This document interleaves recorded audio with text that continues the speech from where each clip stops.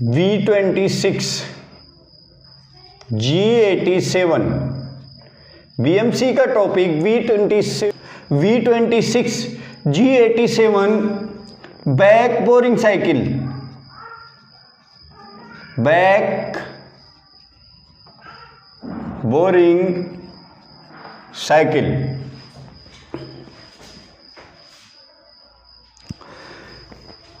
Back boring cycle जिसे reverse boring भी कहते हैं, रिवर्स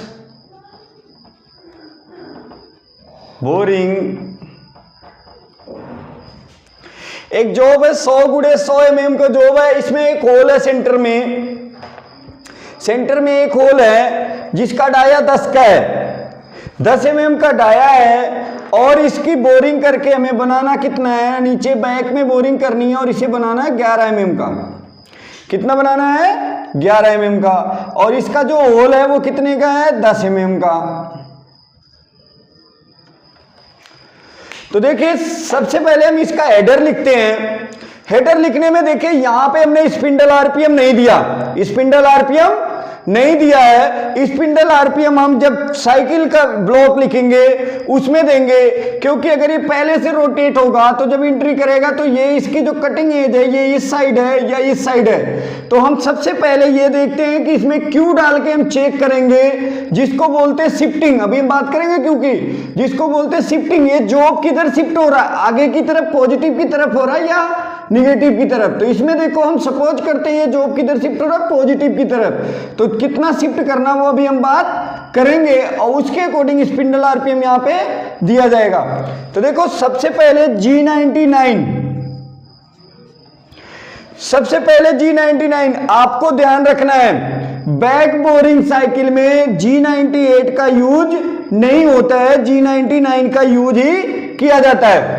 इसके बाद देखो X, G99 का use G87 back boring cycle या रिवर्स बोरिंग, XY। इसके बाद हम देंगे X50,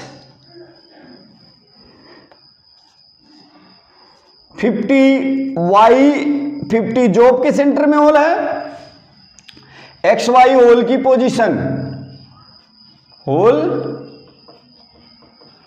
पोजीशन। इसके बाद Z,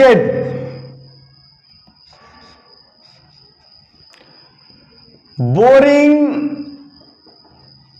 depth.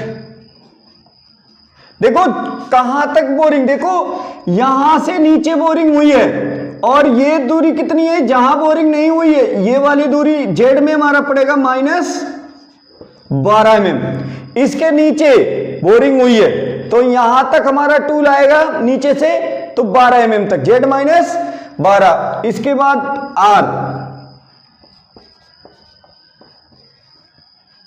Retraction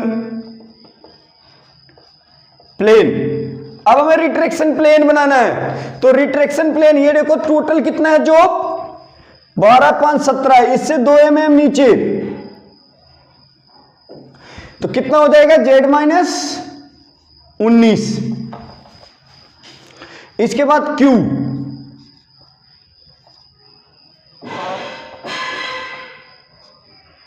job shifting, कितना जॉब को शिफ्ट करना है, जॉब शिफ्टिंग, या हम इसको अपनी भाषा में हम खुद बोलते हैं डेप्थ ऑफ कट।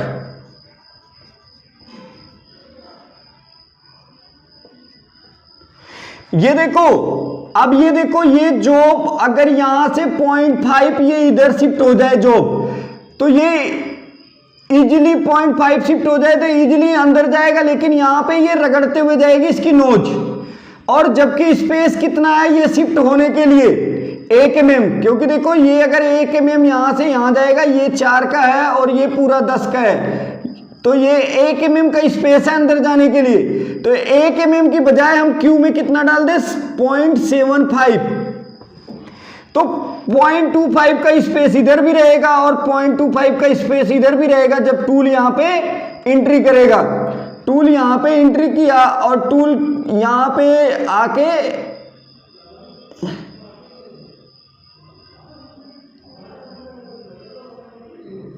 टूल यहां पे एंट्री करके यहां पे आकर रुक गया।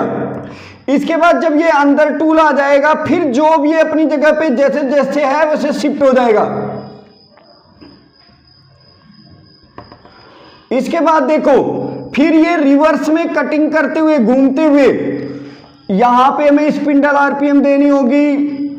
हमने फीड दे दी 40 की, स्पिंडल आरपीएम दे दिया 500 और M03 की डायरेक्शन दे दी। अब ये टूल जब ये जॉब देखो यहां शिफ्ट हो गया और ये टूल इजीली अंदर चला गया। अंदर जाने के बाद फिर जॉब यहां पे क्यू कितना दिए हैं 0.75 फिर जॉब इधर शिफ्ट हो जाएगा। पहले जॉब इधर शिफ्ट हुआ था, टूल एंट्री हुई, फिर जॉब 0.75 इधर हुआ, तो ये 0.5 ही कटिंग के लिए यूज होगा। तो ये कटिंग करते हुए जेड में कितना वैल्यू दिए 12 mm तक जाएगा। 12 mm तक कटिंग करने के बाद फिर जॉब अगेन इस साइड शिफ्ट होगा, अगेन इधर शिफ्ट हो जाएगा जॉब और टूल इजीली अपनी पोजीशन पे आएगा। तो हम टूल को बाहर निकालेंगे। टूल को बाहर निकालने के लिए हमने दे दिया G0 Z 2 mm। टूल को मैं ऊपर उठा लिया। इसके बाद हम फुटर लिखेंगे G91 G28 Z0.0 G91 G28 X0.0 Y0.0 M05 M30। देखो बैक बोरिंग साइकिल इसे क्यों कहते हैं, ये बैक में कटिंग करता है। एक्स वाई या रिवर्स बोरिंग भी कहते हैं।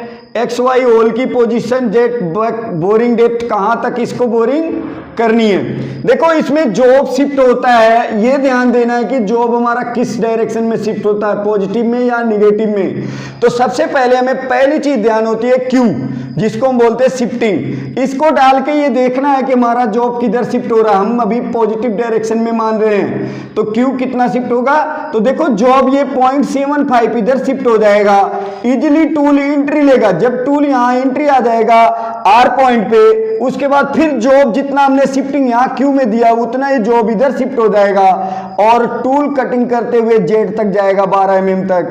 करने के बाद फिर जॉब अगेन फिर क्यू की जितनी डिस्टेंस दी उतना शिफ्ट होगा। शिफ्ट होके टूल वहां रुक जाएगा और आप G0Z में टूल को 2 mm बाहर निकाल लिए। उसके बाद टूल को होम पोजीशन किए, फिर जॉब को होम पोजीशन किए, M05 लगाए M30। इसका नाम बैक बोरिंग क्यों पड़ा, क्योंकि ये बैक में करती है। और देखो यहाँ पे स्पिंडल आरपीएम और डायरेक्शन देते हैं। जब टूल अंदर चला जाता है उसके बाद घूमना शुरू करता है और कटिंग करते हुए जेड में 12 mm तक जाता है। फिर जॉब शिफ्ट होके अपनी 99 की पोजीशन पे आके टूल रुक जाता है और टूल को हम बाहर निकाल लेते हैं। ये है बैक बोरिंग साइकिल।